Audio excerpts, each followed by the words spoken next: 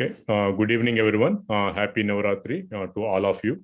My name is Raja Kaskurti. I am TANA Community Services Coordinator.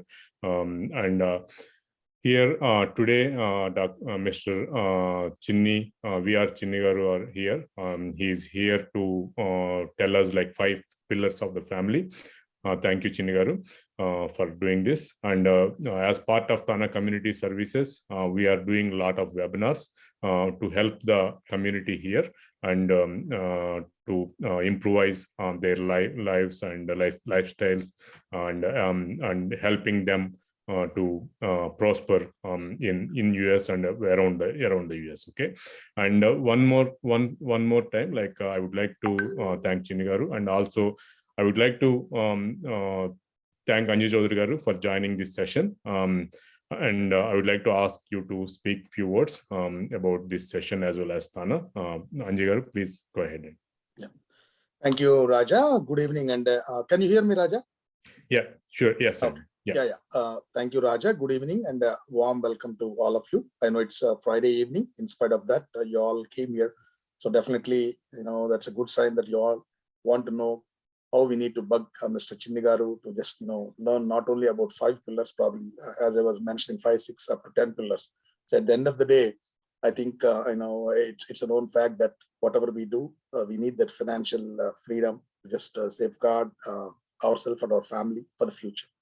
So whether we are doing the right things at the right time is the key for what, whatever we have to plan for future. And Chinni Garu, I know him personally, is a personal friend, and also he has long association with TANA, and he has done around 250 plus seminars, webinars. He's a radio host, TV host. So he has a lot of financial wisdom. So he's eager. He can't wait to share with all of us.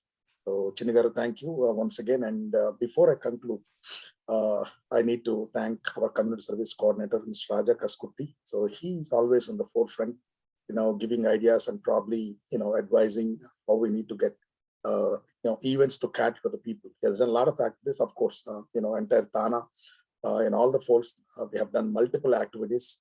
Our term started on July 10th, and we probably on a mission to do an event a day. So we had a dream start. We always will try to find programs, try to get into good programs which would cater the community, whether it's Telugu or multilingual, it doesn't matter. Our sole purpose is to help the community in need. So we always strive and thrive to bring all the activities that are need of the hour. And of course, financial freedom will always be need of hour. It would never get old. There won't be any instance we could say that, yeah, this is not the need of hour. So having said that, thanks you once again, everybody, and hope you take advantage of this great session from Chinni Garu. And let us dive into the session right away. Thank you all. You all have a good night. Thank you, Anji Garu. Thank you very much for saying the few words. And I would like to thank also our DFW regional coordinator, Satish Komana Garu, as well as Dallas Southwest regional coordinator, Ratna Prasad Gumadi Garu also. They also both worked on this event to coordinate. And once again, like I would like to introduce like Dr. VR Chinni Garu. He is a financial coach, planning expert. And also he hosted more than 250 plus radio shows, TV shows, webinars, and all those things to create awareness in the community. And VR Chinni Garu, thank you very much for doing all these webinars to educate the community. And I would like to introduce you, and please go ahead and share your thoughts and presentation. Chinni Garu, 1 minute before you take over. Sorry for the interruption. So I apologize. I need to recognize our Dallas RC, Satish Komana, and Southwest RC, Ratna Prasad Gumadi, who are also part of coordination committee for this wonderful program. So thank you all, and other leadership whoever are present. So thank you, Chinni Garu. Please, back to you. Yeah, thank you so much, Anjay Garu. This is it feels great, to be with TANA. It's like it feels like home. It's amazing, what kind of how the feel is when you wanted to involve with and do something with TANA. I'm really privileged to actually have this thing. Thank you so much for inviting me to share, what I learned, what I actually been, expertise with all these years. I truly appreciate it. And welcome to this a session for all the people who have actually joined this session. Even though in spite of Navratri celebrations are going on, it's actually a Friday. It's Friday. You know what that means?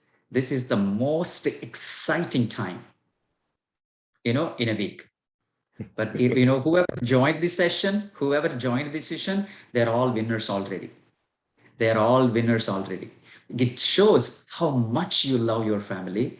It shows how much you care about your family. It shows how you wanted to take care of your family to make it better. Absolutely. And with that, Raja Garu. Oh my goodness, I'm seeing that, Raja Garu is the, community events coordinator for this term. He's running like an enterprise. It's not a charity, it's not a volunteer organization, because people see a different way. A volunteering, a non-profit, it's okay whenever I have time. But you actually, kind of taking it down.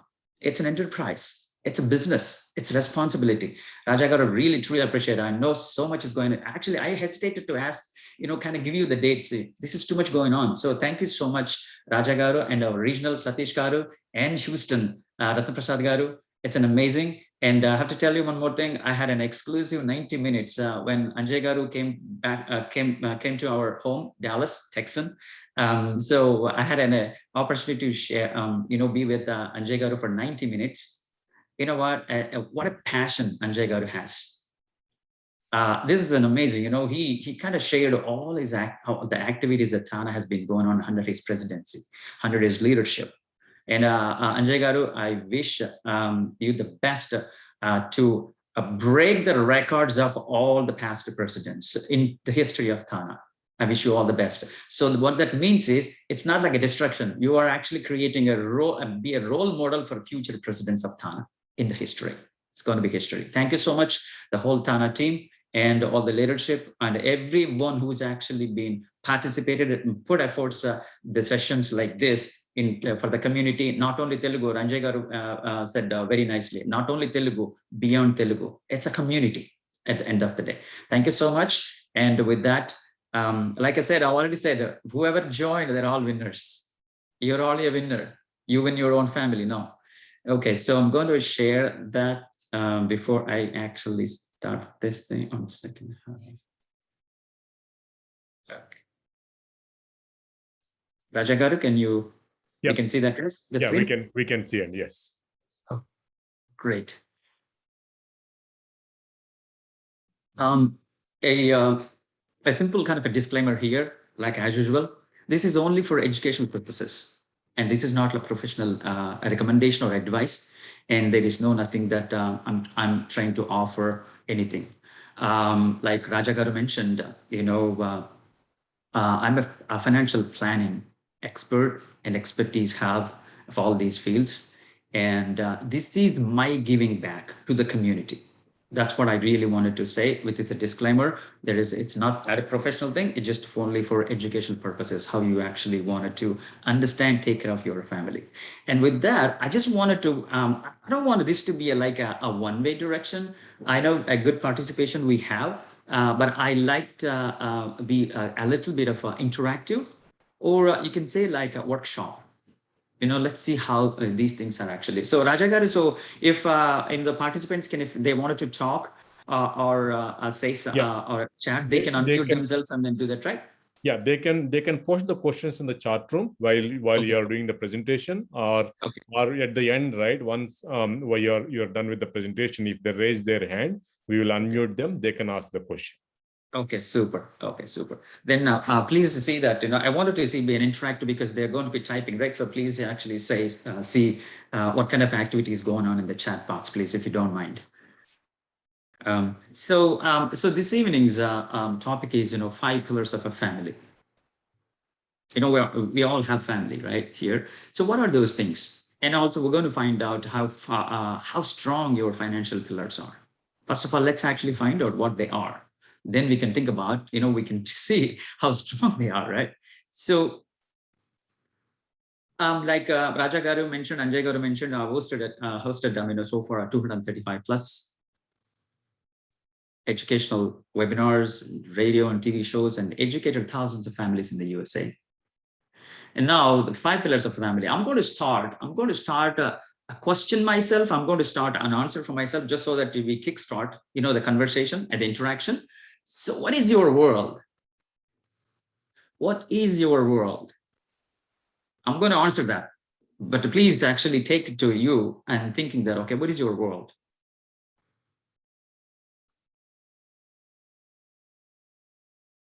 Your world is yourself, your spouse, your children,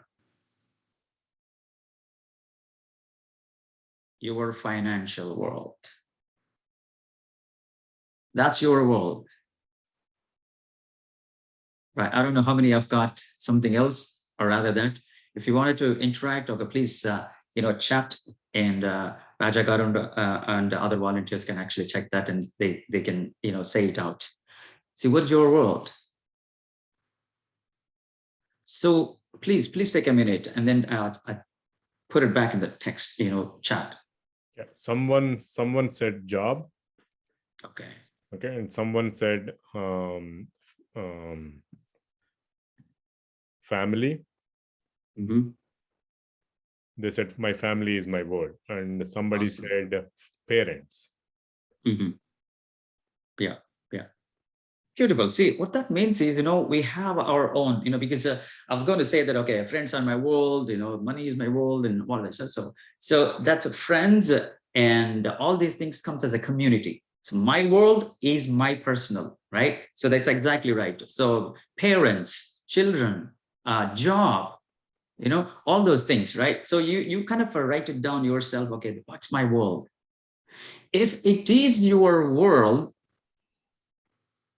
what you need to do for your world, right? And that's what it's called 5 pillars of a family, right? Let's see here. What we're going to have it. What is out of the 5 pillars of a family, and what is pillar 1 here? Let's see what is this pillar 1 is. And I forgot actually to mention one thing. I know you're already a winner by joining this one. If your spouse is available to take part in this, I highly recommend that take a moment and invite your spouse to the session. And at the end of the session, you will be so glad, and your spouse will be so glad that she also be part of it. That's how also she's part of your family. I mean, already she has family, so that kind of learn so much here.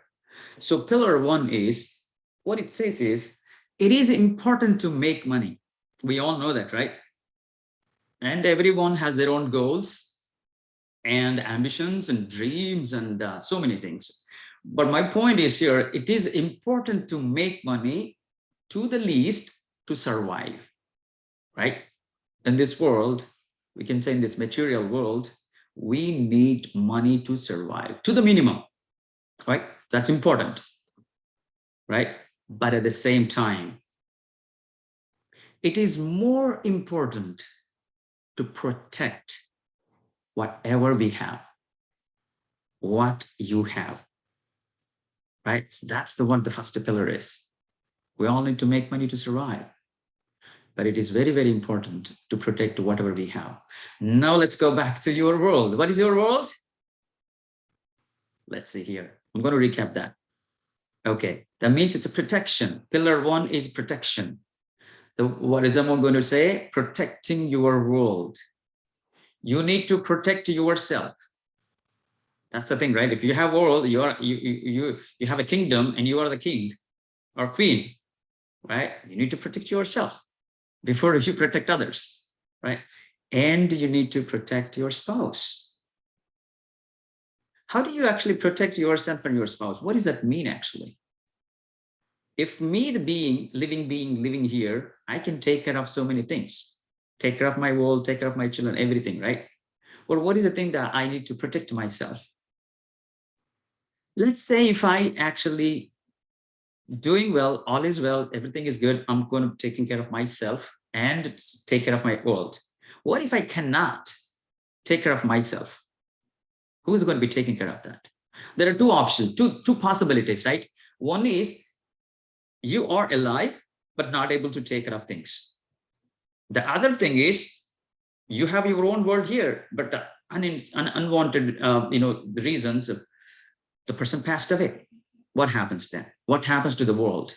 What happens to your children? What happens to, all these things? So that's what you yourself and spouse need to protect. If you're, for example, let's talk about one another, the medical side.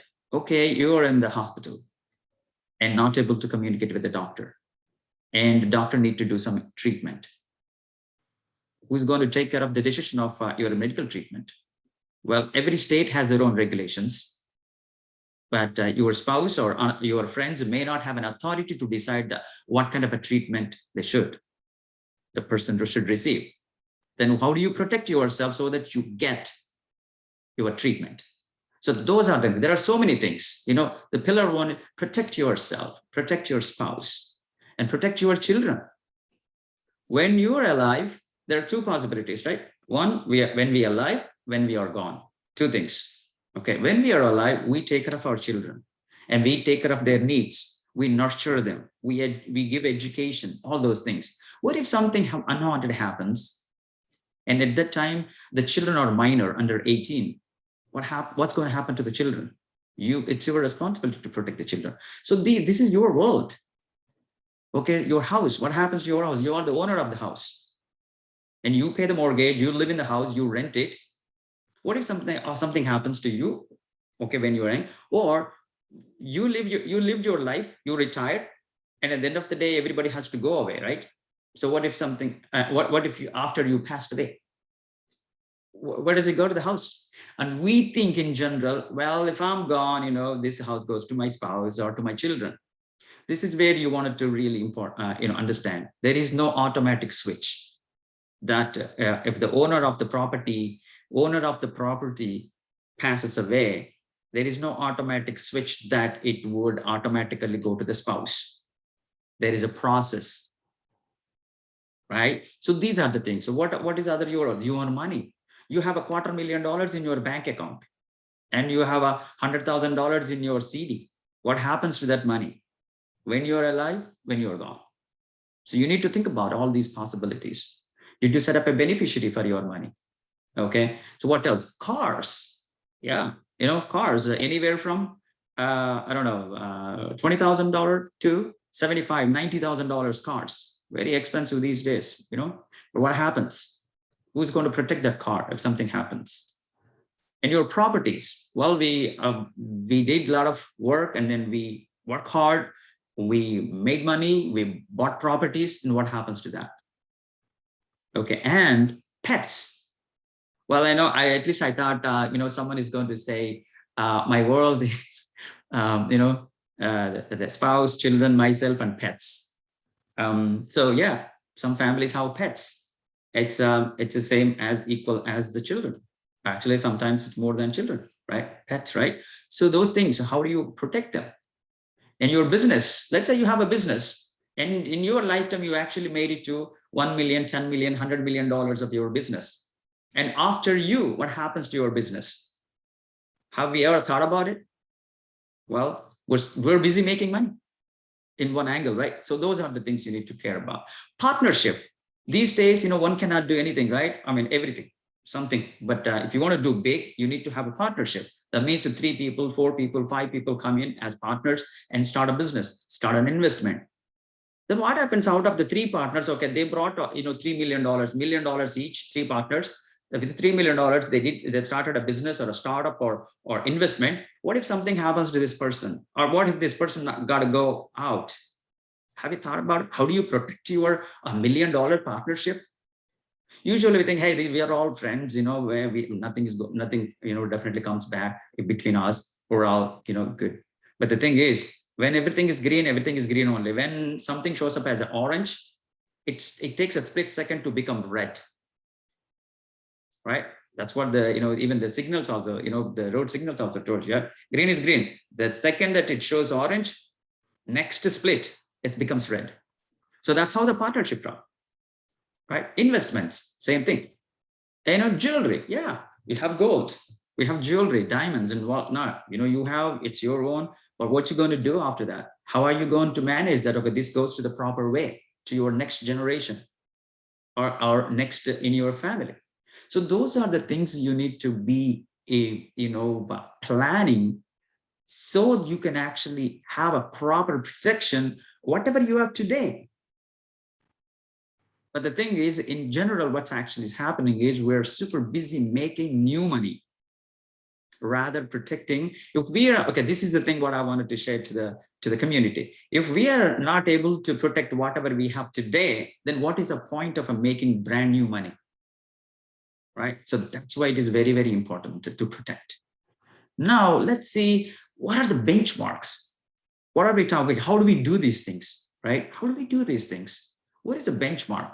In order for you to have a protection for your family, for your world, these are the things you need to kind of get, understand, learn, and then implement for your family. Estate is an, if a person is living in United States, own something, like own a house, own a bank account, or own some business or investment, and have children.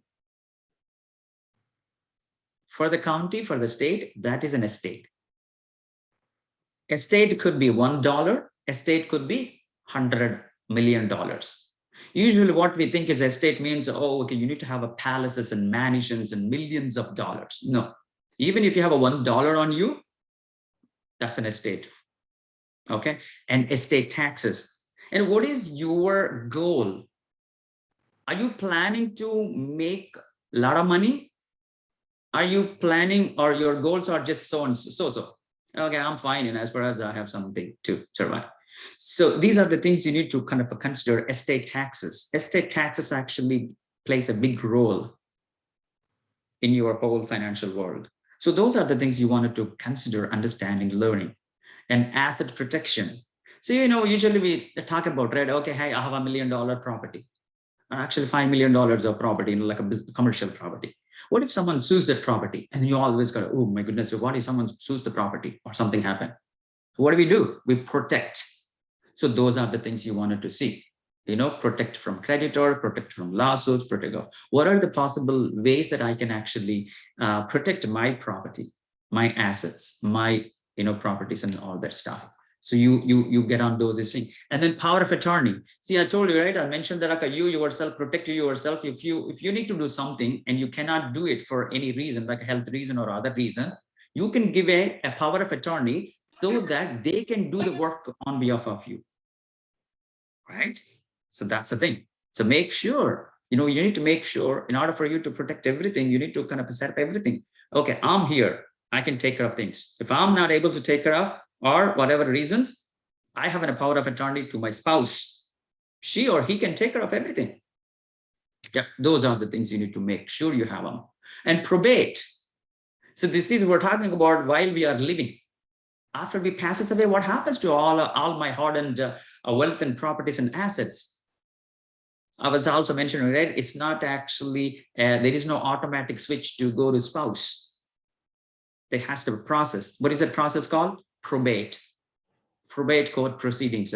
One spouse passes away in the house, and all the monies and properties and anything and everything owned by that person who just passed away go through probate court proceedings. There is no switch that it would automatically get to surviving spouse. Well, in 50 states in the country, there are some states are community property states. Okay, so like I was mentioning to Raja Garu, so we for this session is going to be an overview for all 5 pillars. And in the future sessions, we are going to take one pillar, one session, and deep dive. So this session, you're going to have an overall understanding of your world, the components in your world, and what are the things that you would need to take care, and what are the technicalities that will help you to establish those things for you. Okay, so that's a probate. And what else? Custody. I know we hear some, here and there, right? Hey, something happened, a family, and both the parents are passed away, and they have 2 children. They are under 18. That means they are minors. then what happens? Because if the child is a minor, parents are not there, then somebody has to take care of them. So they automatically go into a custody. They need to have a proper guardian to take care of them. Right? Who is going to do that? Court. Yeah. So those are the things you need to take care of. What else? Directives. Directives are something like I was mentioning, right? If you're not able to do something for any reason, for health reason or any other reason, you can have a directive that, okay, this is what I wanted to do in case if I had to go through that process or go through a situation. So these are the things for pillar 1 protection. These are the benchmarks that you can actually plan and learn about it, understand, and try to establish, one by one. That's a pillar 1. What's pillar 2 here?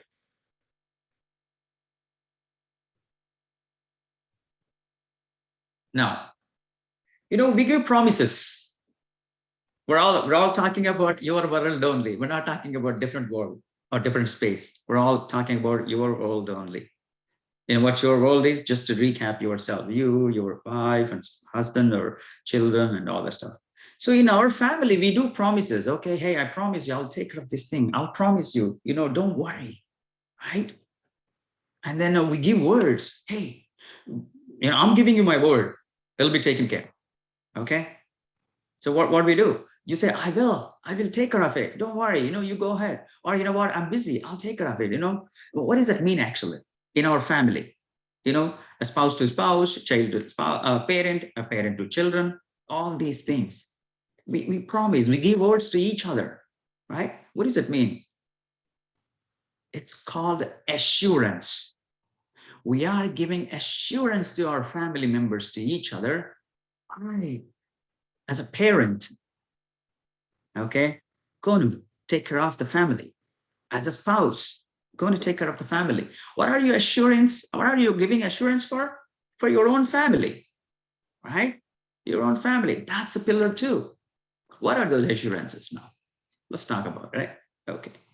So if you have a family and anything that you need for your family becomes components for your family, right? Because in America, we cannot, well, I don't know, I can say that, but majority, we cannot survive without a car. Well, I myself cannot witness it. I lived in the United Kingdom before I came into this country. I could live without a car. But the minute I came into this country, so it was very, very hard for me to go places. Even the basic needs, I have to ask because I don't have a car, right?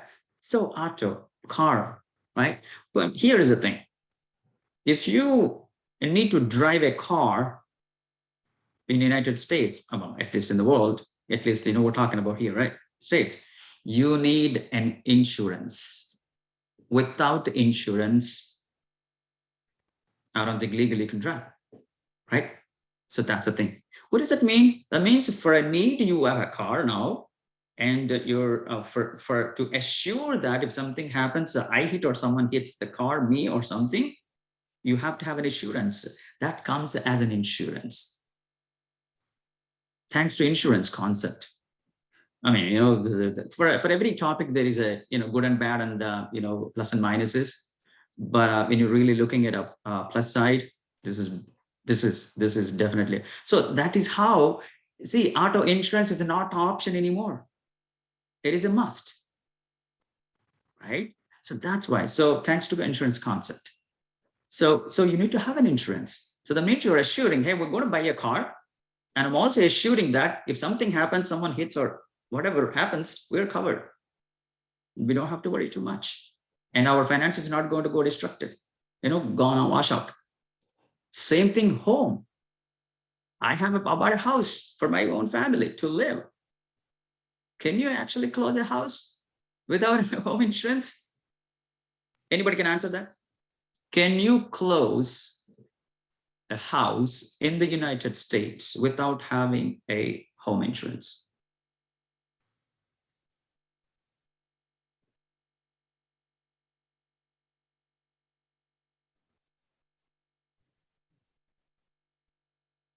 some people said no, but one person said with 100% own money, if you do cash down 100%, they said yes. Is that right? Yeah, perfect. That's absolutely right. Yeah, it is. If you cash down, so what is it actually, why they're actually seeking to have a home insurance, home insurance, right? Yeah. Why is that? Because they're lending you money.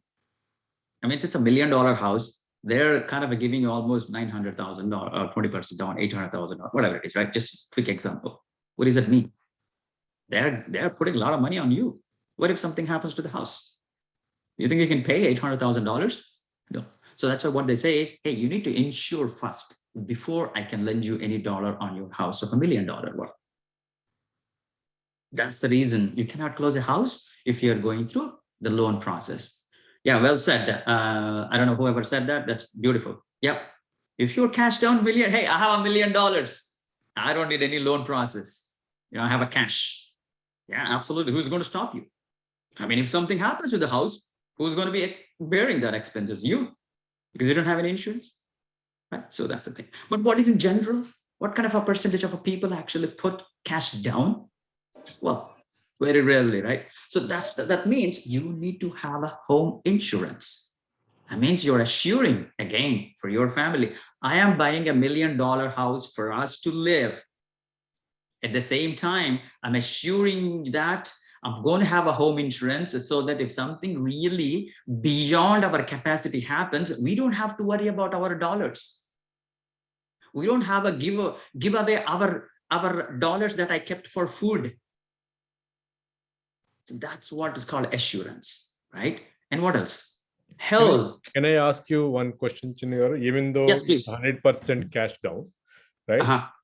Isn't it advisable to have insurance? Because I'm putting all my $1 million on that house, right? What if something goes wrong? I lose everything. To build $1 million again, it takes a lot of time and effort. I don't know like how I will have that much of time at that age. So do you think isn't it advisable to take insurance even though it's fully paid? Yeah. See, this is exactly the need for pillar 2, Raja Garu. Definitely. So this is where you need to draw your line. Okay, you have money because you're saying, okay, I have $1 million. If you have $1 million, that means you may have a $5-10 million. That means you are capable of actually handling everything. But in general, how do you do it? These days, the human beings are becoming super smart every day, right? That means we are on a leveraging way. That means even if I have $1 million, I don't want to put this $1 million on a house, because where I can get a loan for a 2.5% to 3%, less than percent, free money, almost free money of $800,000. Why would I actually block my $1 million by putting this house? Whereas I actually put this $800,000 somewhere else, so I can make more money.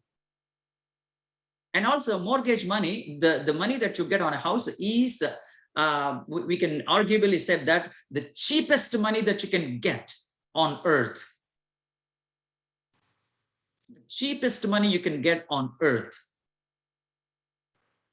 So Raja Garu, so the answer is, it's up to us. How do we want to leverage? How do we want to optimize our finances? Yeah, but definitely, yeah, it is definitely that's the important concept of insurance.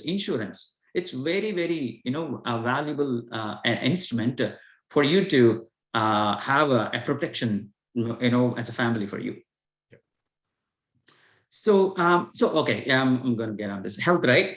Yeah, health insurance.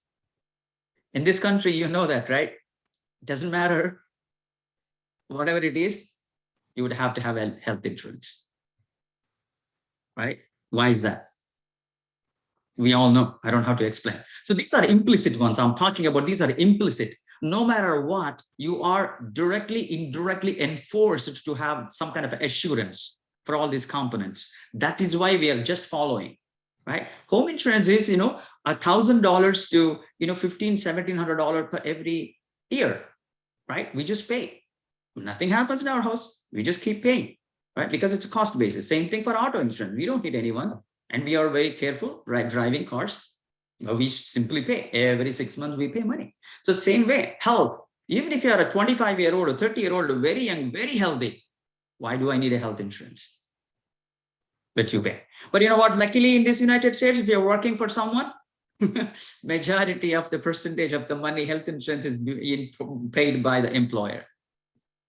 It's a beautiful concept, right? But if you have your own business, your investments, or you have your own practice and all those things, you have to pay all the money for health insurance coverage. It's very expensive, but it's kind of a required to have it. So we have it. So those are the things you're assuring, hey, we're young and healthy, no problems, but accident that happens or whatever, actually, situations like COVID-19 or a flu season, whatever it is, we are covered. It's a matter of go call them and then take an appointment, go and then done. We just pay a small copay, deductible, all the saga. So this is a kind of thing that what we are. Now look at these options now. A disability insurance. You're good, you're working, you're feeding your family, leading your family, all that stuff. What if someone is disabled? I mean, did not die, disabled. That means not able to work. What happens then? He or she is the breadwinner. What happens to the family? So there's a concept of assurance of a disability. And you need to see that, whether do I need this thing? If I need it, what is that? And disability insurance is really kind of required, important for high-skilled professionals like healthcare professionals or physicians. You talk every physician, any physician in the United States, so they would have a disability insurance because they have so much overheads and responsibilities and whatnot, right? Yes. So disability insurance, what does that mean? If you're disabled and not able to do your job,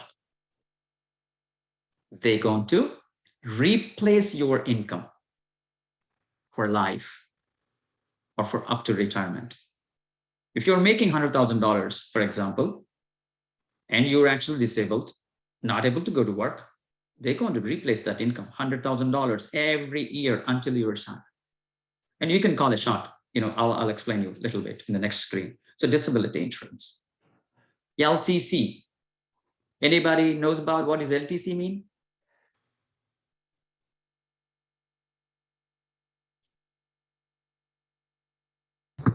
Long-term care. Awesome. Who is that? What's your name? Radhika.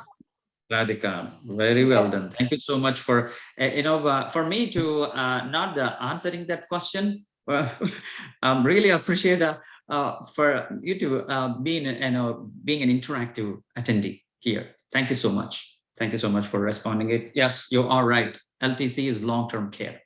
Yeah, long-term care is a kind of the healthcare and need supplement that as we go old, we are going to have some kind of health situations. And there are some health situations where our regular health insurance may not cover. Then your regular health insurance not covering, what happens to that cost? You have to pay from your own pocket. And how health, the healthcare costs are in this country. Yeah. So that's why, get on that, see what it is. Do you need it? What is it actually? So long-term care. And the thing is, next one is living benefits. So living benefits is a kind of a concept. It kind of brings it like we all heard about life insurance, right? What is the life insurance definition? Life insurance definition is, okay, I'm insuring myself or a person in my family for $1 million. If something happens to me or to the person I'm insured, then the family or beneficiary gets $1 million, right? That is the definition of life insurance. Now, what is living benefit? What they're saying is there are some companies, some components that actually offer you, hey, you know what? If you have a life insurance for $1 million, in order for you to get a benefit from life insurance, you don't have to go away. You don't have to pass away. While you are living, you can get some benefits from your life insurance. That's why they call it the living benefits. What are those? they're kind of categorized as a medical benefits as chronic illness, critical illness, terminal illness. So they're going to pay some a percentage of money from $1 million death benefit while you are living. You're supposed to be getting that $1 million to your families after the person passes away. But in this living benefits option, you're going to get some money for these conditions. And you may question, hey, you know what, if I have health insurance, the chronic illness, critical illness, and terminal illness can cover my health insurance, right? Like I said, long-term care.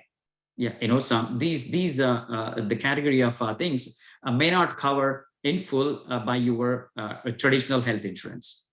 So that means you need money to pay from your own pocket. So if you have a life insurance, this is one of those things you can get it, learn about it, And again, life insurance. We insure everything. We insure our auto. We insure home, health, all these things. So you know what? This is what I kind of say. Let's say, you actually buying a latest, greatest, a flat TV screen. I don't know these days, it's 70, maybe 75 today. Okay, 75-inch flat screen, LED, all that stuff. And it costs $3,200. You're so excited. You got the latest, greatest, and your neighbors don't have anything. You are the first one in your street. Boom, excited. They took that and then get into pay by the counter. And then all of a sudden, you come up with some kind of emotions. Hey, this is $3,200, right? Yes. This is the best deal. Okay, hey, can I have some extra warranty on this? What? Yeah, extra warranty coverage. Oh yeah, sure. No, I'm paying $3,200. What if something goes wrong?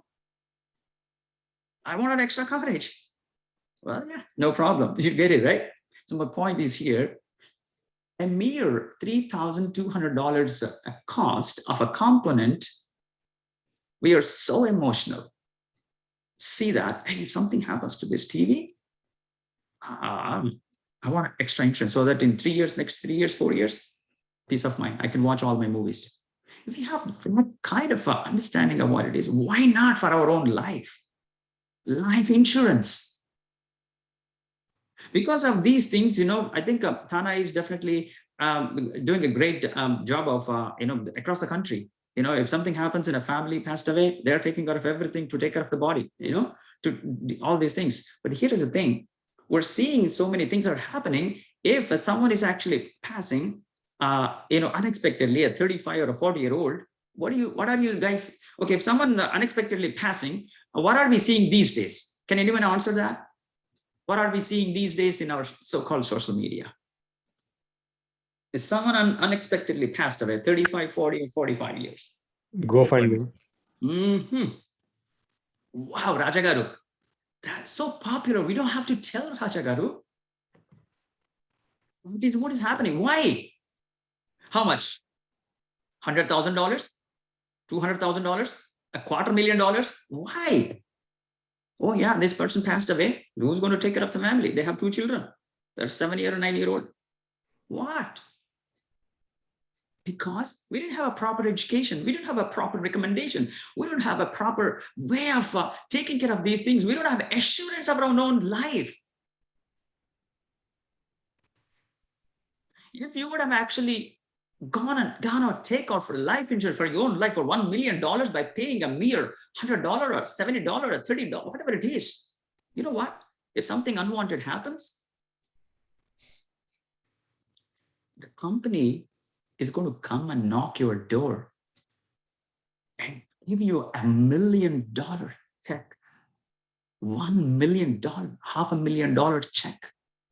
Why don't we actually take that? Why don't we actually consider that? We consider for auto insurance, we consider for home insurance, we consider for health insurance because they are required. And we even consider for a flat TV screen with 75 inches of a $3,000 $200. That's what I'm kind of talking about. Pillar 2 is really a strong thing for you to think about for your own family. This is for your family. You're not doing it for someone else, right? So that's your family. Okay, now let's look at what are the benchmarks.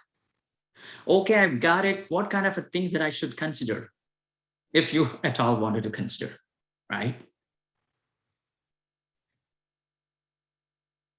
Okay, now we're talking about, okay, disability, right? Now coming back to, okay, this is a disability. What is a benchmark? Like I mentioned, if you are kind of concerned about your job, concerned about your way of living, concerned about any of these things, that you should need a disability insurance.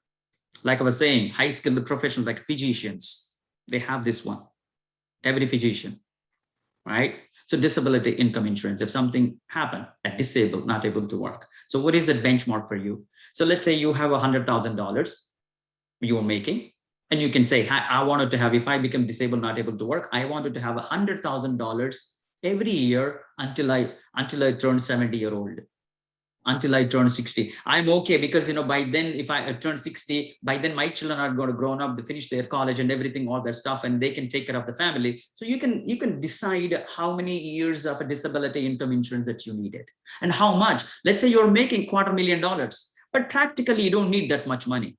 Then you can say, you don't have to match your salary income. You can say, I'm okay with $100,000. If I become disabled, I just wanted to have some $50,000, $100,000, but until I turn 60. So you make a design. This is a benchmark. Then they can actually tells you how much it's going to cost you. It's very simple, right? So that's all. But think about it and how you want to do it. And then same thing, long-term care, LTC, long-term care. Yeah, Radhika mentioned on the spot, just like that. Awesome. Thank you, Radhika, again. So long-term care, right? So what is the statistics? What are the benchmarks it's saying? In the United States, just to do the statistics, in the United States, so 1 in 4 people, 1 in 4 people are going to go to long-term phase at least one time in their lifetime. That is a statistics. It's real. Go back to your history, research it. Yeah. So are you the lucky one that out of the 3? Or how do you decide? How do you know these things? There are 2 ways that you can benchmark. Okay, this is my life. This is how I'm leading it. How are my parents are? My grandparents are? That means, okay, as they go old, would they actually have a nice and a normal health life, or they kind of got into some kind of health issues? If you see that, that's kind of a clue for you. That means after you get too old, you may possibly potentially get into that state. So you may need to consider long-term care. Otherwise, it's going to be a very expensive situation. And you can think about statistics in general. 1 in 4 is going to go through at least one time in their lifetime through long-term care. I'm going to explain you that in the future sessions. I just want to give you a kind of glimpse of what it is. Okay, that's one. And living benefits, I've explained you, right? Living benefits is the one. You benchmark it. What do I need? Okay, what are the things that I really should consider about my health? Some are actually thyroid, some are actually triglycerides or diabetics or BP, blood pressure, all those things. So you kind of bring all together. If I have this, my health is today like this, how it's going to be in 10 years? It's not going to go better. Is it? Well, maybe yes, because if you follow the practice diet and everything and all that kind of stuff, yeah, maybe. But what is the graph, the health graph? Usually, and as you age, it's going to go down, right? So that's how. So you kind of think. And life insurance. What is my benchmark for life insurance? Is $100,000 or $250,000, $1 million, or $10 million for life insurance? You need to think about it, right? This is all about how you need to do it. Okay, so it's a small formula that you can remember. There are so many ways that you can think about it. There's a small thing, very easy to remember. It's called a dime. D-I-M-E, dime. What does that mean? Dime means like a quarter, nickel, right? Those coins, dime. So that's a D-I-M-E, dime. So D means debt. I means income. M means mortgage. E means education for your children. So kind of sum it up, how much debt you have and what's your income 10 times. And what is the third one? Mortgage. Okay, you own a house. Okay, yes. How much mortgage pending? Yeah, I have $1 million. I've already paid everything. My mortgage is $250,000 still pending. Great. Okay, and E for education. Okay, how many children you have? Okay, by the time they go to college, how much money you need to be spending for their college? Well, 100, 250K. Okay, yeah, boom. Total it, and whatever the number it comes down, that is the life insurance amount that you should have. Very simple, very easy. Okay, we're going to deep dive in the future sessions. Okay, so that's what the pillar 2 is all about. Now let's talk about pillar 3.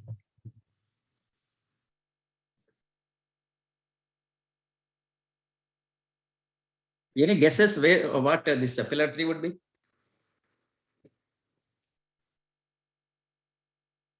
Okay, I'm going to spill it. Well, it's an exciting phase. Pillar 3 is an exciting phase. And by then, you have seen life. And you have earned so much experience that possibly you can in your lifetime. Okay. And interestingly, excitedly, you don't have to work. What is this phase? Anybody? Retirement. What's that? Huh? Retirement. Awesome. Is that Radhika again? Yeah. I think Financial freedom. we have.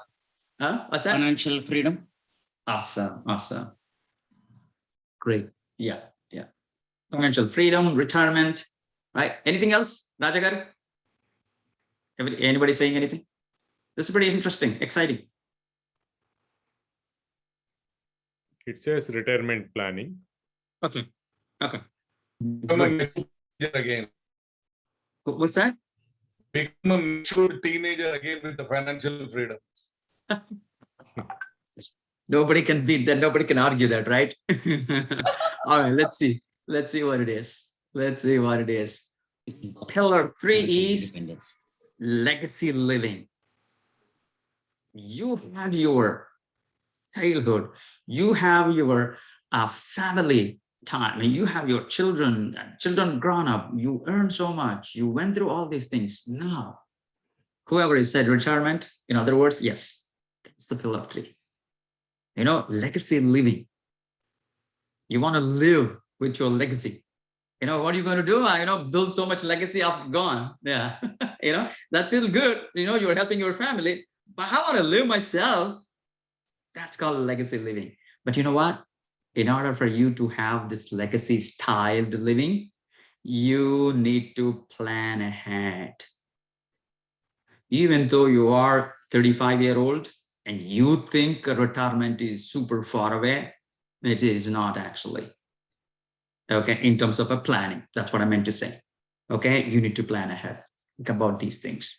Yes, you need to plan ahead to have a legacy living, and how much do you need to save for me to have a legacy style living?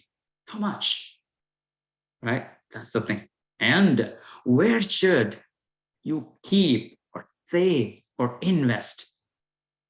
Okay, first you need to know how much every month or every year. Because you're not going to work, right? When you start your legacy living. Retirement, the kind of the word is becoming so old and so dumb, so discouraging, so right, but it's reality. But I just want to give I don't know, I'm not getting those words, some glitter to that legacy. Let me live with my legacy when I retire, right? I don't have to work, but I'll live like a legacy. So where should you keep this, your investment, or whatever the one you wanted to say, right? And what are all the options that I have? I'm so confused. For those who are confused, right? For those who are super clarity, that means you have your pillar 3 is super strong. Don't worry, you are already a winner. Now you're one more, you have one more hat, a winner hat, 3rd pillar, right? But what is the reality? There are so many families out there confusing, not able to understand, not able to see how much I need to live like a legacy in my retirement age, right? Okay, no. Well, this is the thing. You still have an option to work if you want. Then you don't have to worry about, right? You still make money. If you work, you make money. But how long do you want to work? Well, I don't know for some people. Well, anyways, these days I'm actually hearing about this new generation. They want to retire tomorrow. They don't want to work like we work, like a 50, 55, 60. Well, I don't know why I say 50. Well, technically, I don't know, but I think TANA should be okay, because I'm actually living my legacy at 40 plus. I don't know how to work, and that's why I'm able to actually give more giving backs to the communities. So just on the paper, actually, it's not me. My wife actually reminded me that, hey, you already retired. Okay. So that's why if you have an option, you have an option to work. Right. So those are things. Now let's talk about benchmarks. Right. How do I plan? How do I plan? What's my benchmark? First of all, how much is needed to live a legacy life during retirement? I'm going to give you a benchmark for this evening, and we can deep dive later point of time. So if some family is going to retire or wanted to start a legacy living in next 5 to 10 years, okay, someone is planning to live a legacy life in next 5 to 10 years, even though their children are grown up, finish education, and they're on their own, making money, have a family, taking, how much we took care of our parents. It's kind of a same saga, right? So we cannot expect our children are going to take care of us. That means you're going to survive. Wife and husband is going to survive next 5 to 10 years. In next 5 to 10 years, not next to in just 5 to 10. In next 5 to 10 years, how much money you need it? The national statistics says you need to be having about $1.2 million in cash just to survive at 20 years, not for lifetime. After retirement, to survive 20 years, wife and husband, you need $1.2 million in cash. That's for national average, for average American. That means so for those families who are making about $30,000 to $40,000 per annum income. Now, what are we? Our cost of living and everything is, raise the bar, right? So you can round it up to double to $2.4 million. If you want to like it to round it up, $2.5 million. That means you would be having a $2.5 million of cash for you to retire in next 5 to 10 years. Because if you're going to be planning to retire in the next 20 years, that money is low because the inflation taxes are growing every year, right? We all know that. So that's a kind of a thing that much you needed. Okay, either that cash or what did that mean? Actually, $2.4 million means $10,000 per year. Per month as expenses.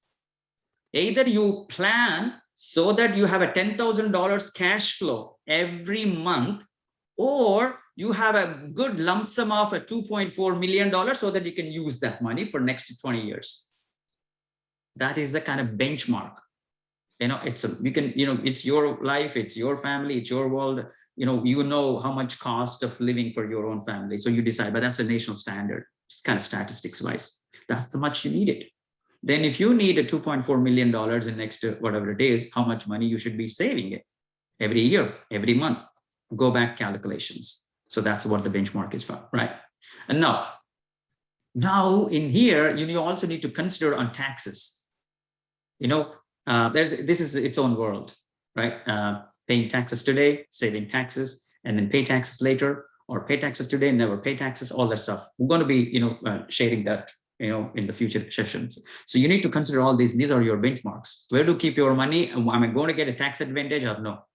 And healthcare, because as we go old into a legacy phase, then we may actually have a more health cost. You need to be caring about that based on your history, based on your, parents and grandparents and grandparents, how they lived through in their legacy age, right? So those are the things. And philanthropy, because you actually so much churned so much. Now it is your time to give back, right? And that's what people say, but there is no right time to give back. But in general, understanding on the paper, you give back, you be spiritual, when you retire, when you start, when you start legacy. But that's not right. But anyways, I'm putting on the paper. That means you wanted to donate so much money to do all these things and social activities. And that means you need some money. But based on that, you need to plan, right? So those are the things. Well, somebody has these things too. Hey, I never had a chance to get out of my city, my town, my thing. Now I want to go world tour. Sure, exciting. But how much money you need it? Plan for that. Those are the things you want to have like a benchmarks, like goals and dreams and whatever you call it. They're all synonyms, right? Yeah, that's what the pillar 3 is for. What is pillar 4? We're going to go quickly here. Pillar 4 is important for sure. And it's expensive. And the cost raises every year. Any guesses? I know it's very rough statements. Inflation. Any wild guesses? Huh? Inflation. You say, can you repeat that again? Sorry. It's Inflation. education. Inflation. Okay. Okay. What else? Someone said kids education. Okay. Got it. Keep going. Keep going. I don't know how many people are. Please keep going. I want to see something really good. You know, TANA, it encourages TANA also to do some more events like this. It's definitely going to help you out. It's a So good, healthcare. so much. Okay. Someone said healthcare. Okay. Okay. All right, that's good, right? Yeah. At least I got two answers, right? Education. Education is, we all know that it's very important and it's expensive, and the education cost is rising every year.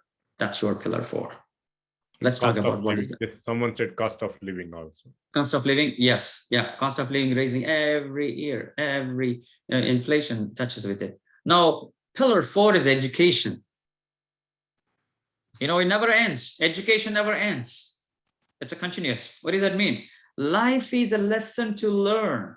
The whole life is education, learning, education, right? Yeah.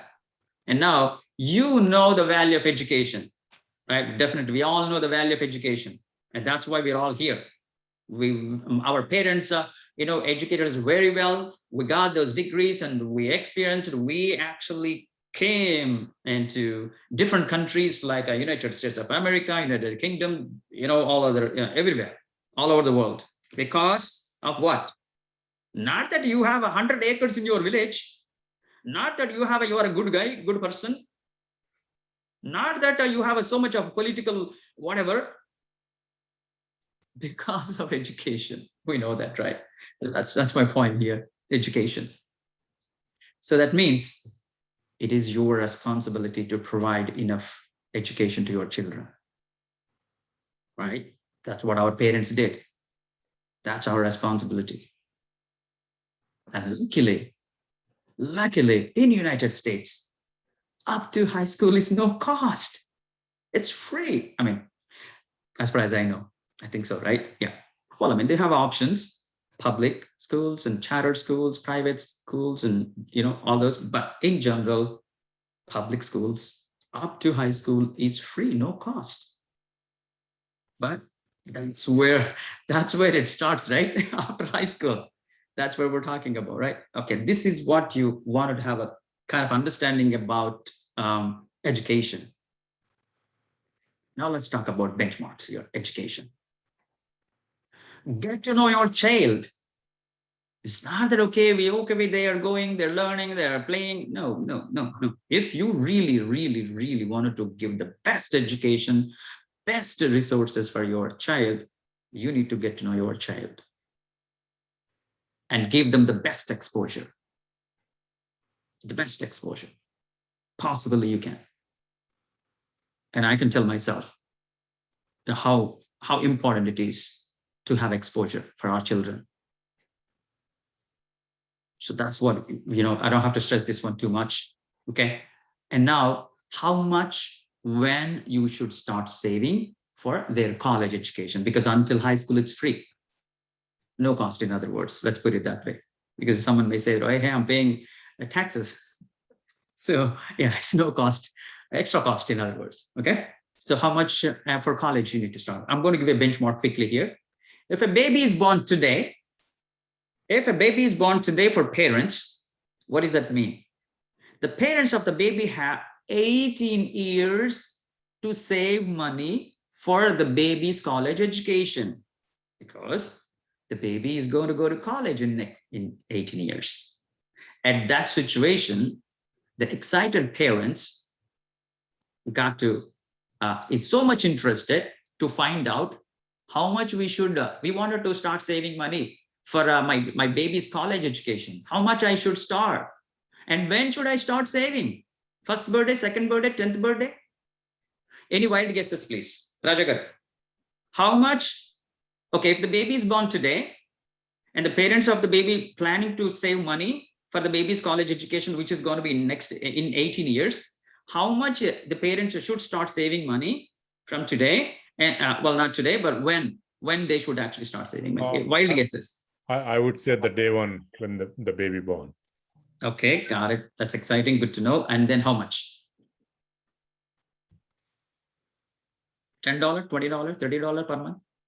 So as per the today's inflation, so within 6 months, I guessing. Okay, great. Okay, within 6 months of the baby is born. Okay, then how much? How much? $10 per month? $20? $17? At least like 300 to 500, I'm guessing.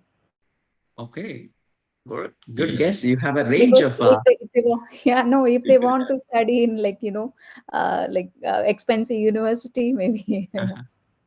Okay, great. I mean, that's good. And you're, as a parent, I don't know whether you have children or not, and I don't know what age they are, but you are playing so safe because you're ranging it 300 to 500. I like that. Okay, anyone else? Any wild guesses? Please participate. That encourages me, that encourages TANA to do more, sessions like this. Someone said, don't want for baby to arrive and then save. Very safe. Very, very safe, right? Yeah. Well, I mean, you're defining your world. That's what I started with. What's your world? What's your world? You are defining your world.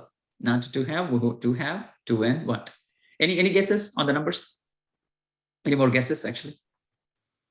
10K per year. 10K per year. 10K per year. Okay. Got it. You must have got lottery, huh? Someone said $100 per month, I guess. Per month. Okay, got it. I think that's good range. I've got it. Okay, here is the thing. Statistics, benchmark. Baby is born today. Parents of the baby. Okay, they need to start saving money from not when they have a 5th birthday, from today. That's one, right? And how much? $500 per month. Not 100, not $2, not $5. I think someone actually went beyond that, $10,000. I think that's good. Maybe you or your children planning to go to private school, private college. So what I'm saying is this $500 per month is what is it called? Public colleges, not private, not Ivy League, nothing. Just the bare minimum to the colleges. Okay, that's your benchmark. Please work on. That means if your child is 5-year-old now and you don't have any plan for their education, guess what?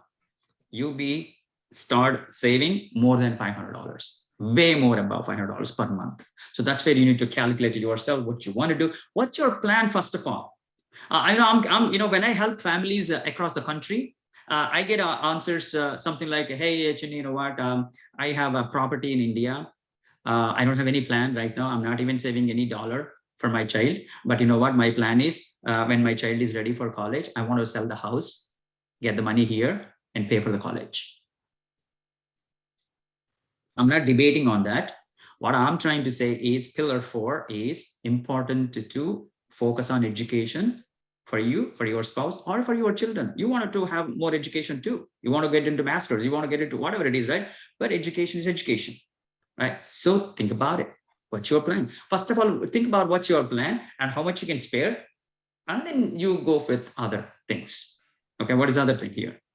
And what are all the options I have? That's the one we're going to get into. Don't get it. See, this is my recommendation, or at least the kind of information I'm giving you. Don't worry too much about where do I keep my money. First of all, think about it with both the parents and see how much you want to spare and how you want to spare per year, per month, or sell the house back home, whatever it is. First of all, have a plan. Okay, now after all the discussion with the home department, okay, we have decided that we can reasonably put $350 per month. Boom. Now come to options. Please don't, I'm going to share that in the next future sessions. There are a dozen options out there in the United States for saving for college education. I'm going to share all those for you. I'm not going to charge you because, this is giving back. Okay. That's the one. What else? Okay. That's it. That's simple. Right. Let's see. Pillar 5. Anybody? I think we're almost there, right? Any guesses? What this pillar 5, the final pillar would be, could be, should be, must be? Guesses, please.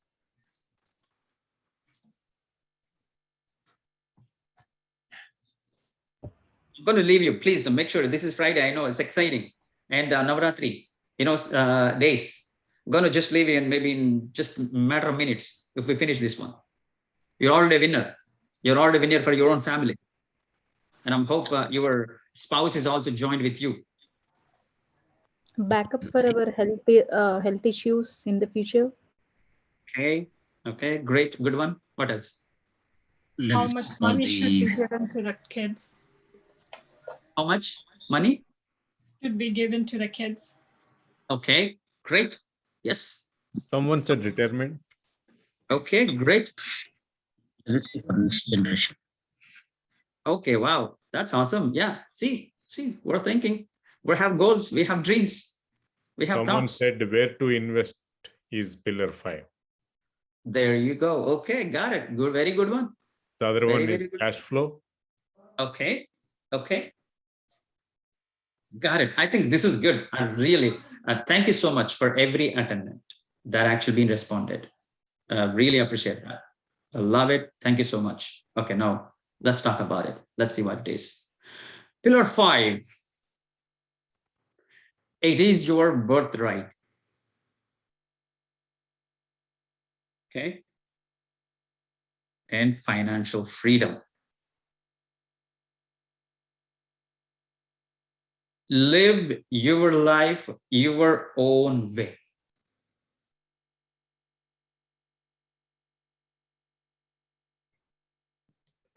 By having what? It is your birthright. You know, one of those South Indian scriptures, it said that it is your birthright to make money. Nothing wrong in making money. And you should, well, I'm not exactly translating, please pardon me this, because of whatever I understand, I'm just putting, because communication, language is so much different, right? But the gist I'm sharing with you, it says it is your birthright to make money. And there is nothing wrong in making money. That's my statement. And if you think you are a good person, you should make loads and loads and loads and loads of money. No limitation. If you are a good, if you are a good person, because all these resources are limited. There is all these resources, what we are enjoying are limited. That means in this limited resources, if you are a good person, if you're not actually making money, then where would this a limited resource would go? Potentially may go into wrong hands, bad hands, criminal hands. If you think you are a right person, good person, if you actually have as much as possible, protect the wealth, money, then there is so much left for the bad guys. That's from one of those South Indian scriptures. Okay, that's what it is. And then it gives you a financial freedom. And it also kind of makes you live your life your own way, which is, well, wealth building. It's always exciting. Wealth building is always exciting because you're going to see more money, you're going to see more money, more money. Wow, I got this much. Wow, that's okay. But please remember, if you think you are a right person,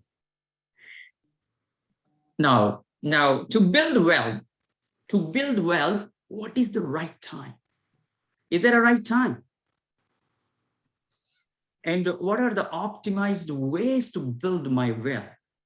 What are the ways? What are the right ways to build my wealth?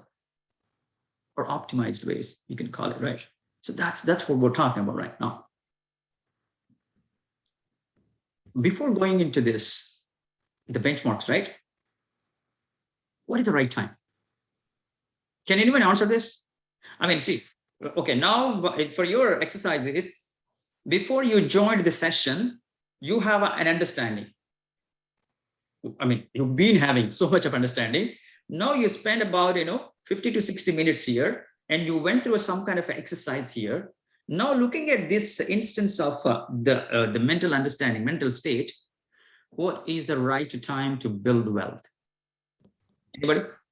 While you are earning or while you are making money? Anytime, whatever. Yeah, you just tell me whatever is best for right time.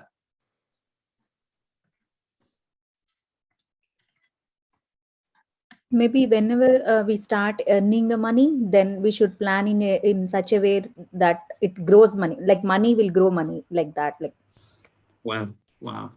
Money should earn money. yeah, money should earn. Yeah, correct. Thank you. First, you have to earn money. You have to work hard. Later on, your money should grow, and it should help you to make money. Not lifelong to make money. Great response. Awesome. We wanted to make that in practice. That's the most challenging thing. Okay, then I'm going to give you one more, Rajagaru, one more response. What is the right time? It says now. Yesterday. Love it. Someone That said means someone said from the age you get pocket money from parents. Okay. Wow. That's great. At least from today when I'm attending this session. I love that. That's what I was expecting that to say. That's what I gave you, before or after. Okay. Great. I love it. I know because at least some the attendants are kind of really focusing on responding to this session. Okay, this is very, very important. And this is very, very important. The reason why I say very, very important, this is where we miss it. This is where we really, really miss it in our goals. When is the right time, right? This is for intentionally, I put this pillar 5 is the last pillar. And if you really notice that all these pillars are actually laid down, they are sequential. They're not random. Sequential. One after other. So pillar 5 is last. So what does that mean? The right time to build wealth, focus on wealth, is only after satisfying the previous 4 pillars.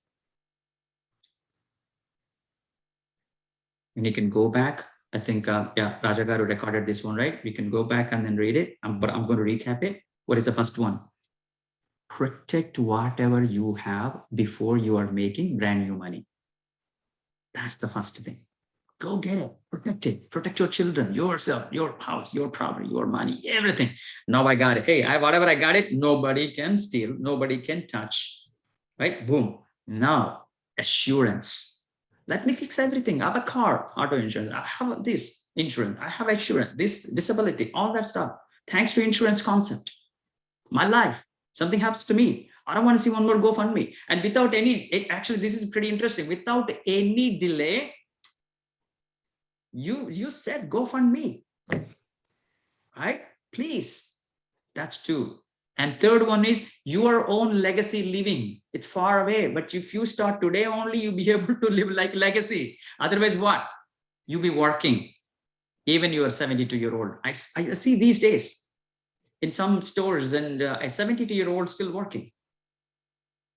You ask them. I'm sure some of those motivated, curious, people would have been asking, hey, what are you doing? 72-year-old, how old are you? 72, why still you're working? Because I need money, I need to pay bills.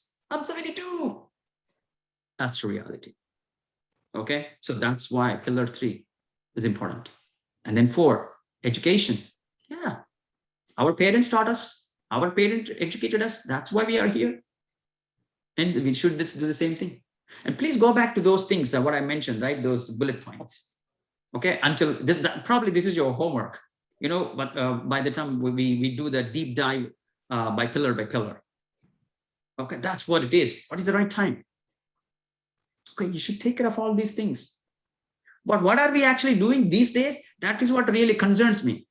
Let's say you have $100,000 in your bank account. You saved $50,000, $100,000. What do you want to do? You don't want to consider 1, 2, 3, 4. You want to make money. And what you do? Hey, buddy, close friends and party friends and all the friends. Hey, you know what? Birthday parties and all the parties, right? Hey, yeah, I'm trying to see that I have some $100,000 sitting in my savings. I don't know what to do. Yeah. Hey, put it in stocks. Send it to India. Do this thing. Do that thing. I mean, invest. You did not take care of all the 4 pillars, but you kind of focusing on a 5th one. Nothing wrong. Let me actually tell you this thing. Okay, you put your $100,000 savings into an investment. Investment. What is investment? By the way, I mean, yeah, if all the things works out, I'm actually preparing one for youth, financial literacy for youth. Okay, so we'll be doing that, soon enough in the future. So coming back, this is okay, $100,000, right? Investment. What is investment? It is not savings. Investment is a double-edged sword. You may make money, you may lose money. That is called investment. If someone says investment is guaranteed, please do. Please do understand what that means. Okay, so that's why. So what does it mean? It means you put $100,000 hard and saved money, leaving all our family member friends back home and then working very hard, all that stuff. You positively think you're going to make money. No problem. If you make money, what is your debatable thought? Well, if I invest $100,000, if I make money, I should be able to satisfy all my 4 pillars. Good one. What if you lose money? Whatever the money you had gone and your 4 pillars are still pending. Is that kind of wanted a kind of a life we wanted to lead? Please talk to yourself. That's why I said, both, spouses should see this one, understand this one. What are we doing? How are we doing? What is our goal? So those are the things I'm kind of just trying to say that. Okay, so that's that. And let's actually talk about the benchmarks here for wealth. Diversification, the same thing. It's a buzzword anywhere. Everywhere it's a buzzword. I don't have to tell you anything. But these are the benchmarks you wanted to see when you do something. Taxes. You invest something, you make money, you have to pay income taxes. Right? Depends on how you make money, there are different kinds of taxes. By the way, I am a financial planning professional expert. I do have a license with 23 states in America to do financial planning or related, but I'm not a CPA. I'm not an attorney. So I cannot give you any advice. Like I said, the whole session is educational only anyways. Okay, please. But I can give you information, thoughts and pointers. And, as a matter of fact, we do have a network of CPAs and attorneys. We actually give some pointers to the CPAs.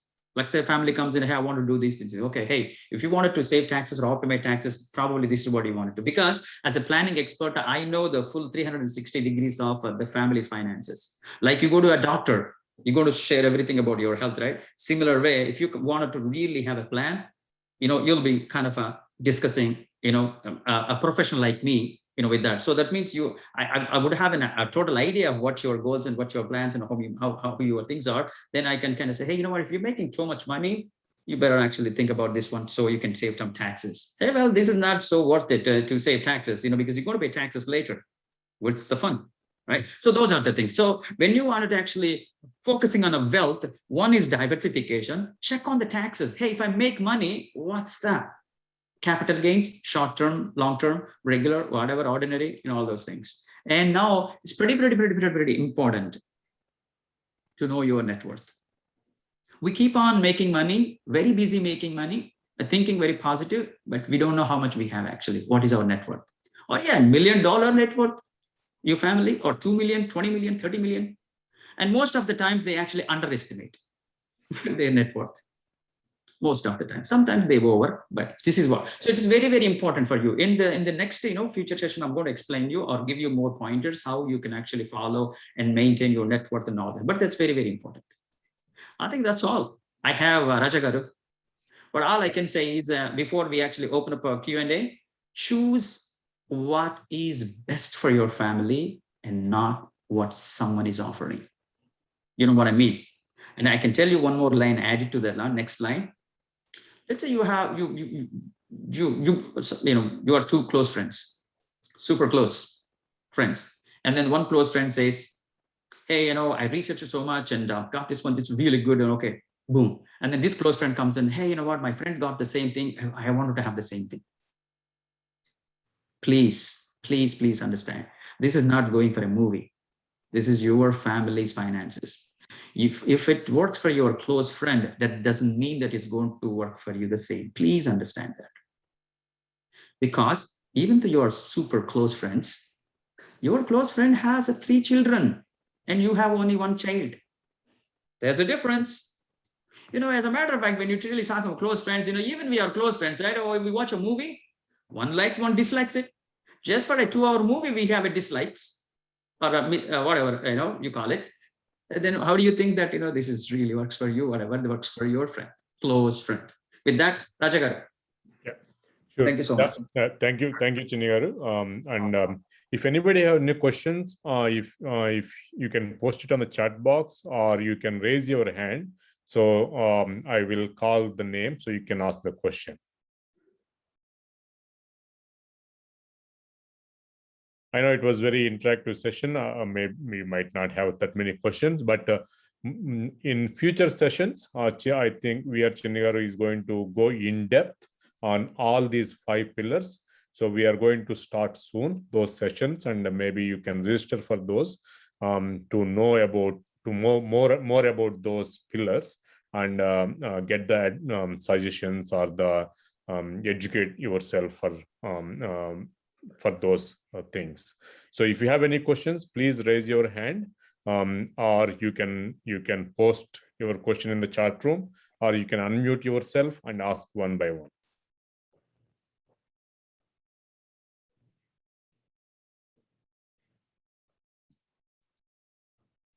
Okay, I guess I think it was a very good, clear, understandable session. So nobody has any questions. I think whatever the questions let's see. One question here. How do you teach financial education for children? Do you have any sessions?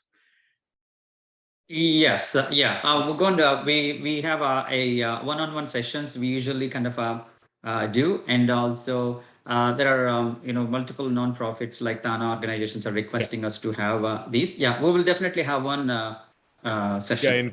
In coming future, like coming weeks, like maybe once we are done with all these 5 pillars in-depth sessions, maybe we can have one session for the youth for the financial education. Yes, we will do it through TANA. Yes. Okay. If you have any more questions, please raise your hand or ask on the chat room, or you can unmute yourself and ask. I actually like questions, and especially challenging questions. Yeah. Actually, that's where I learn. But someone asked, are there any good plans for education? So like Chinnigaru said, when we come for the next sessions, when we talk about in depth on those pillars, I think he's going to answer. Right, Chinnigaru? Yes. Yeah, we're going to have a deep dive. Yeah, for those who are kind of curious, can't wait, or someone is actually saying, right, youth or any of that you organization that you represent, if you want something, I just posted my contact. You can contact me, and then we should be able to. If you cannot wait until the next session, yes. And someone asked, could you please recommend any good financial planning book? Planning books. I mean, yeah, there are so many, because this is a financial planning is like a school of a thought. There is no such one thing works for all, right? That's what I mentioned. It's all about how it is. So, for example, Rich Daddy, Poor Daddy, that's one of the school thoughts. And Dave Ramsey, that's one of the school thoughts. Those are really popular books, but the school thoughts are different. But how do you actually do these things, right? It's all about you go and read. Me especially. That's a good question. You challenge. This is a challenge question for me actually. I don't read books. Yeah, and the next question is how to estimate what's the right retirement amount. I think I mentioned, right? If someone is actually going to decide in the next 5 to 10 years, for our style for living, $2.4 million. The cash you should have plan. Okay. Our cash flow for $10,000 per month. Yeah. The next question. That's just a benchmark. The next question is: do you recommend taking consultants' help for filing FA, FSA, or CSS?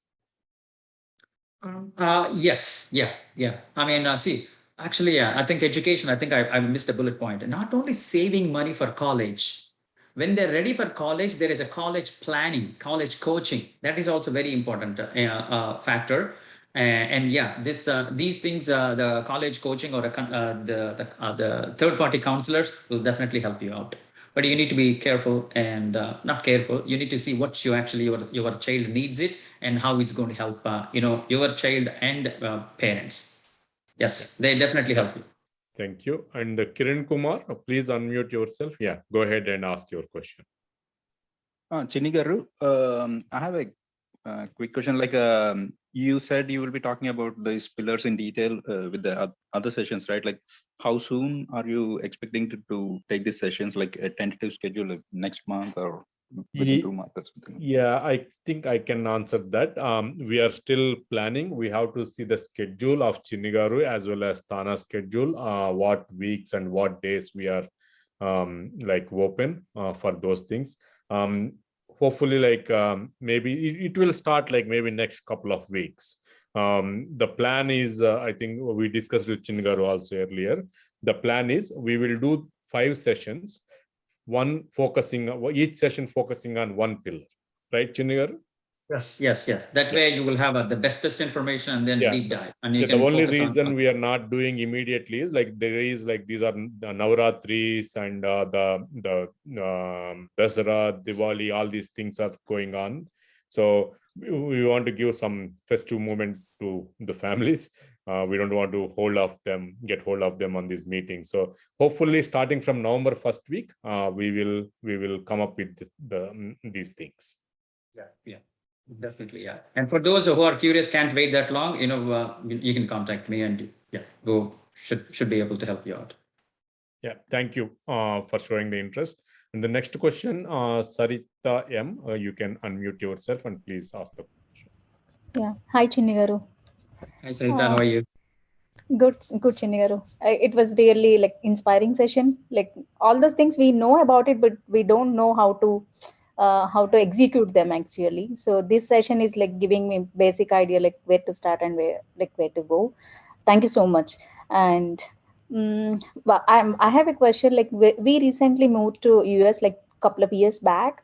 So we talked about the children who born here, how to plan for them, right? But for me, I don't have that luxury of planning that much time.